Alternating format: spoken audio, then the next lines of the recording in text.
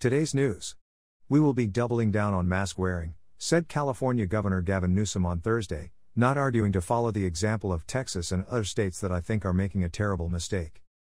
It's the second time this week that Newsom, a Democrat, has ripped the actions of his Republican counterpart Greg Abbott of Texas. Just minutes after Newsom announced on Tuesday that 7 local counties were being allowed to reopen further due to falling COVID-19 numbers, the CA governor excoriated a decision that same day by Abbott to lift his state's mask mandate. Sharing an Associated Press story on Twitter, Newsom wrote simply, "Absolutely reckless." Abbott felt differently. "Removing statewide mandates does not end personal responsibility," AP quoted Abbott as saying. "It's just that now state mandates are no longer needed," he said. Mississippi also lifted its mask requirement on Tuesday. Abbott later wrote triumphantly on Twitter, "I just announced Texas is open 100%.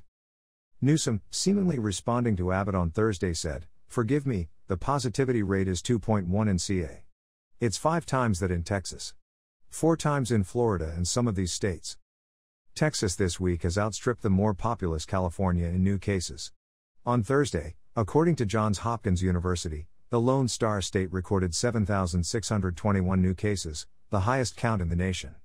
It was followed by New York at about 6,500, Florida at about 6,000 and then California at 4,354. To Newsom's point about doubling down, California updated its recommendations for mask wearing on Thursday with the following: double masking is an effective way to improve fit and filtration. A close-fitting cloth mask can be worn on top of a surgical/disposable mask to improve the seal of the mask to the face. Newsom also announced Thursday that counties across the state could be cleared to open more businesses and lift other restrictions sooner than anticipated under an update that loosens some requirements in his blueprint for a safer economy. The update will, for the first time, tie reopenings to vaccination totals, and will prioritize getting COVID-19 vaccines to communities hardest hit by the pandemic. It will also reportedly allow counties to reopen at a daily rate of 10 new cases per 100,000 residents, instead of the current 7 per 100,000. The test positivity threshold for movement out of the most restrictive tier won't change from the current 8%. The new California plan is curious because, while it should help improve vaccination rates in the state's hardest hit communities, it also does not clearly explain the metrics by which the decision to reopen will be merited.